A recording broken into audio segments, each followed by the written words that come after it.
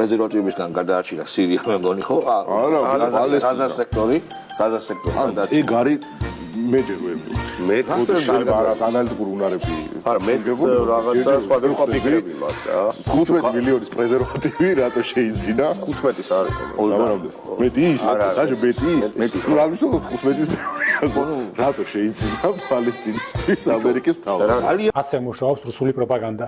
ეს სისულელე დააჯერეს ხალხს. იმდენად პროფესიონალი მატყუარები არიან, რომ კონკრეტულად ეს არის სამსაფეხურიანი ტყუილი. პირველი, ჯერ გაირკვა რომ საუბარი არის არა ღაზის სექტორზე, ჰამასზე და პალესტინაზე, არამედ მოზამბიკის ღაზაზე.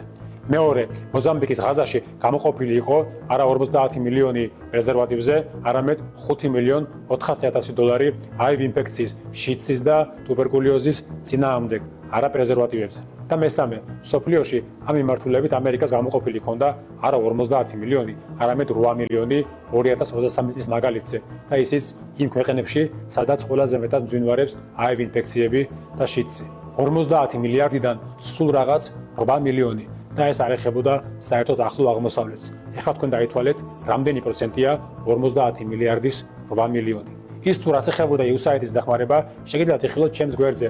ამაზე ჩავწერე ვიდეო, თუმცა ერთს ვიტყვი. იმაზე, რაც პროპაგანდამ დაიხვია თითზე, 1%-იც კი არ იხარჯებოდა. და თუ კი ტრამპს ან ილონ მასკს არ მოწონდა კონკრეტულად ეს 1%, შეეძლო ეს მიმართულება დაეხურა და დანარჩენი გაეგრძელებინა. რაც ეხებოდა შემშილს, სიღატაკეს, ეკონომიკურ განვითარებას და ჯანდაცვას. სალავიოვს, შალვა რამიშვილს და ლალი მოროშკინას საერთოდ არ ადარდებთ მოშიმშილი ადამიანების და დაავადებული ადამიანების ბედი.